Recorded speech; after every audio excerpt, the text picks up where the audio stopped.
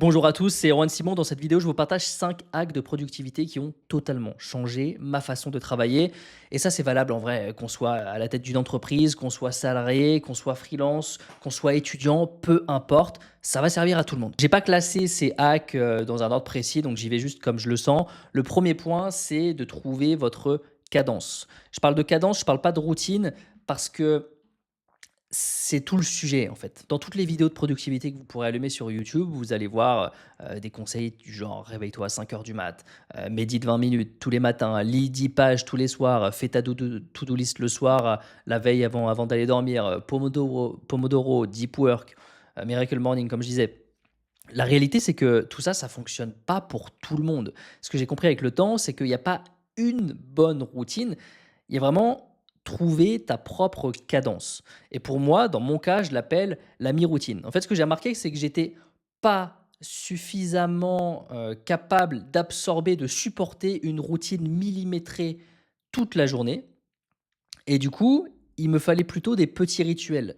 C'est vraiment un mix entre structure et liberté. C'est pas du freestyle total, mais c'est pas non plus une discipline militaire. C'est donc une structure souple qui te maintient aligné sans t'épuiser mentalement.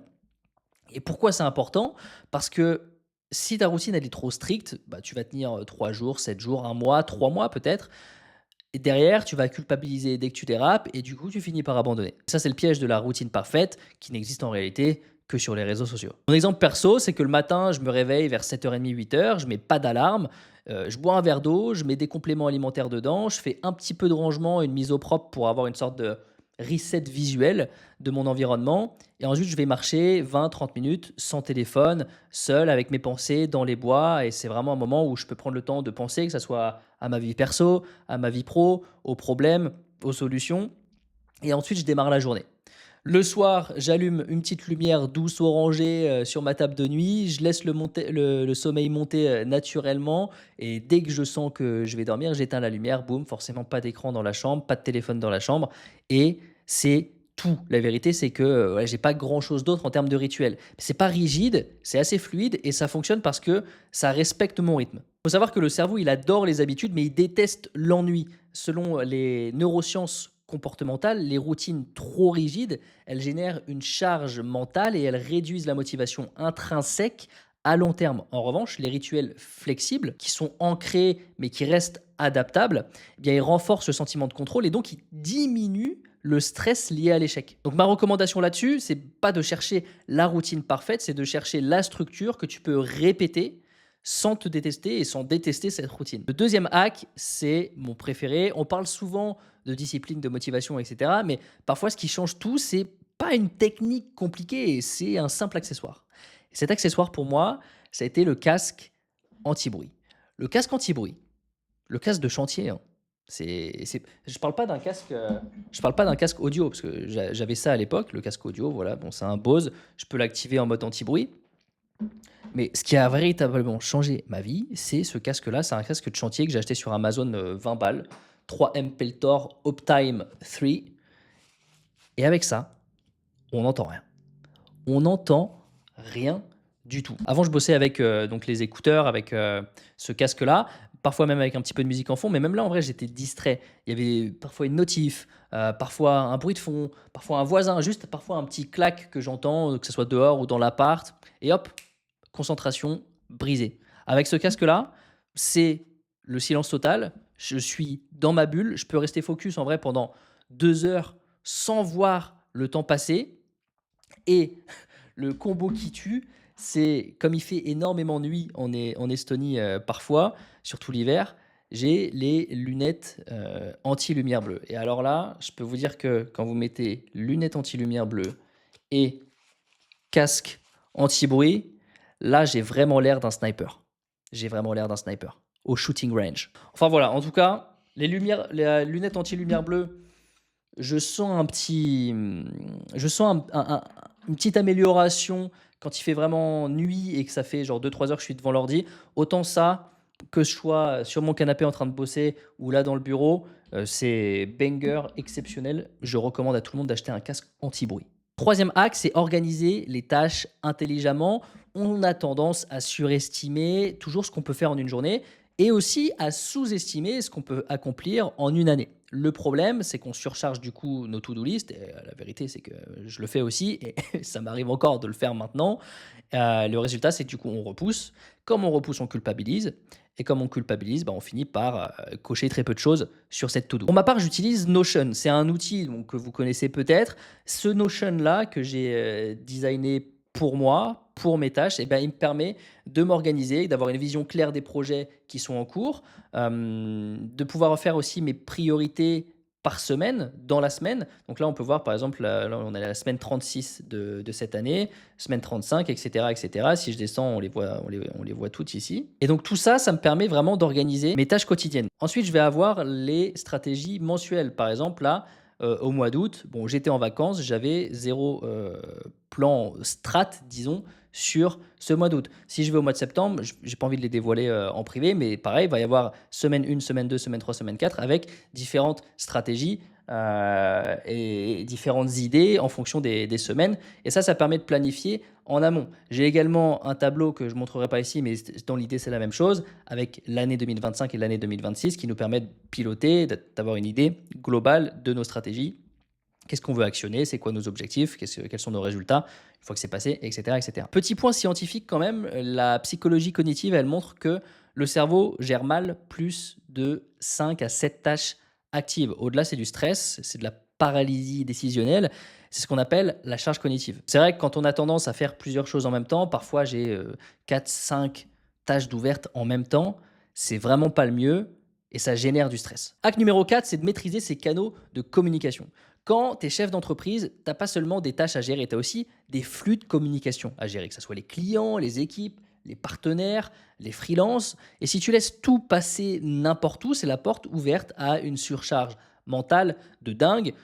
Je le sais parce que je suis passé par là. Il y a 3 types d'entreprises et de chefs d'entreprise que j'ai observés. Il y a ceux qui communiquent via un CRM, que ce soit Slack ou des outils dédiés.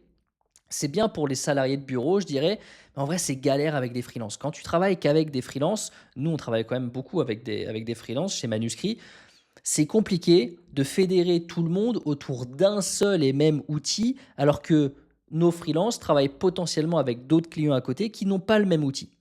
Ça, c'est bien quand on a des salariés qui sont au bureau, qui travaillent tous avec un même intranet, avec un Slack, etc., avec un Teams. Mais quand il y a du freelance, ça devient plus complexe. C'est pas impossible, mais c'est plus complexe. Deuxième catégorie, c'est ceux qui passent encore par email. En vrai, c'est quand même l'ancien monde. C'est lent, c'est lourd, c'est peu réactif, les emails. Franchement, faut presque s'en méfier de ces personnes-là. Et troisième catégorie de personnes, c'est ceux qui passent tout par WhatsApp. WhatsApp, c'est ultra fluide, c'est ultra rapide. Je dis WhatsApp, ça peut être d'autres messageries, Telegram, etc. Généralement, c'est plus WhatsApp. Mais le problème de ça, c'est que c'est vite ingérable si tu mélanges clients, équipe, groupe. Du coup, ce que j'ai fait, c'est que j'ai mis en place une communauté sur WhatsApp pour gérer mon équipe qui fait environ 15 à 20 personnes. Et là, il y a tout qui est centralisé. Donc, tu vois, sur la communauté manuscrit, il y a un groupe announcement où là, pour l'instant, il n'y a rien du tout. Team Redac, c'est là où il y a tous les rédacteurs de l'entreprise. Suivi éditorial, c'est là où il y a la direction et notre responsable éditorial. Graphisme, c'est là où on met nos graphistes. Le pôle technique, c'est là où on met toute la partie technique, dev, etc. Le marketing et l'acquisition, c'est là où on gère toute la partie media buying, marketing, tunnel de vente. Et groupe général, c'est là où on discute ensemble avec toute l'équipe si on a des annonces principales à faire. Et donc le fait d'avoir tout ça, ça nous permet d'éviter d'avoir un groupe team rédac, un groupe suivi éditorial, un groupe graphisme, un groupe pôle technique et des conversations avec tous les rédacteurs en privé, etc., etc., etc. Ça sauve énormément de temps, sachant qu'avant, bah, au tout début, j'avais une conversation avec chaque rédacteur. Donc, t'imagines, j'avais genre 15 conversations avec 15 personnes différentes. Ensuite, j'ai créé un groupe Team Rédac. Mais ce groupe-là, il était encore en dehors de tous les autres groupes, alors que là, maintenant, tout est centralisé via cette communauté manuscrit. C'est beaucoup plus simple. À côté de ça, on a également, si je vais dans les chats, j'ai créé ici, on peut créer des listes. Et en créant des listes, j'ai créé une liste client qui nous permet ici de voir tous nos clients directement et de voir combien de conversations j'ai pas lues. Là, par exemple, j'en ai 8 que j'ai pas lues parce que je suis pas forcément nécessaire dedans pour l'instant. Et donc ça permet, c'est vraiment intéressant ici de pouvoir venir créer des listes, si vous voulez mettre une liste, équipe par exemple et puis comme ça vous pourrez parler à toutes vos équipes et ajouter des groupes directement dedans. Et le cinquième hack, la vérité, c'est le plus bateau, hein, mais je suis obligé d'en parler, c'est la stabilité de vie. La vraie productivité, elle commence hors du bureau. On cherche toujours le dernier outil magique. Je vous parle de mon casque anti-bruit, et la dernière application de gestion de tâches, la nouvelle méthode de productivité. Mais soyons honnêtes, la productivité, c'est d'abord une question d'hygiène de vie. Et pour moi, ça repose sur 4 piliers. Le couple, le fait d'avoir une relation stable. Deuxième point, c'est le sommeil. Bien entendu, se coucher à une heure décente, généralement à la même heure. Je sais que moi, c'est entre 22 h et 23 h 30. Je vais au lit. Pareil, investir dans un bon matelas, investir dans des bons draps et cetera, ça paraît être débile, mais tiens, je parlais à Clément hier, qui est mon associé, et je lui ai offert une thé d'oreiller en soie et bah, hier encore, il me disait: «Tu sais que le thé d'oreiller en soie, c'est quand même bien». Bah oui, mais ça régule la température du crâne, c'est bien en fait. Alors oui, c'est 50 balles, c'est pas 10 balles, mais c'est des petites choses comme ça qui sont intéressantes sur le long terme. Et le casque anti-bruit, j'ai un quick win. Je le mets sur les oreilles, j'entends plus rien. Les thés d'oreiller en soie et le matelas, le surmatelas à 500 balles, c'est clair que j'ai pas le quick win, je m'en rends pas compte tout de suite, mais sur le long terme, ça fait la différence. Troisième point, c'est la nourriture, bien entendu. Pas besoin d'être un moine keto, hein, mais éviter le sucre en permanence et garder une alimentation stable. Je vais pas épiloguer là-dessus. Et activité physique, en vrai, c'est obligatoire. Même 2, 3 séances par semaine, ça change tout. Plus d'énergie, plus de concentration, plus de confiance en soi aussi. Là, il est 10 h 14. Dans 20 minutes, je pars à la boxe. Eh bien, je suis très content d'aller à la boxe aujourd'hui. Et je sais que toute l'après-midi, je vais me sentir bien après. Petit point scientifique encore, les neurosciences et la psychologie du travail, elles confirment que le sommeil, c'est le moteur principal de la mémoire, de la concentration et de la créativité. Le sport, ça augmente la neuroplasticité, ça réduit le stress. Et une relation stable, ça réduit le cortisol et ça crée un environnement propice à la performance. Donc voilà pour ces 5 hacks. J'ai l'impression que j'aurais pu en faire une vidéo de chaque, peut-être pas sur le casque anti-bruit, mais au moins sur le cinquième. Mais voilà, je serais très chaud de vous en reparler en tout cas. Dites-moi si ça vous a plu, si ça vous intéresse que je creuse le sujet. Parce que j'ai plein de choses à vous dire, que ça soit sur le sommeil, que ça soit sur qu'est-ce que j'utilise pour bien dormir, qu'est-ce que j'utilise pour bien travailler, c'est quoi mes petits hacks aussi dans la relation de couple. Ça peut être intéressant de parler de tout ça. Cette chaîne, en vrai, c'est une expérience à part entière. Donc, au plaisir d'avoir vos retours. Et d'ici là, je vous souhaite une très bonne journée.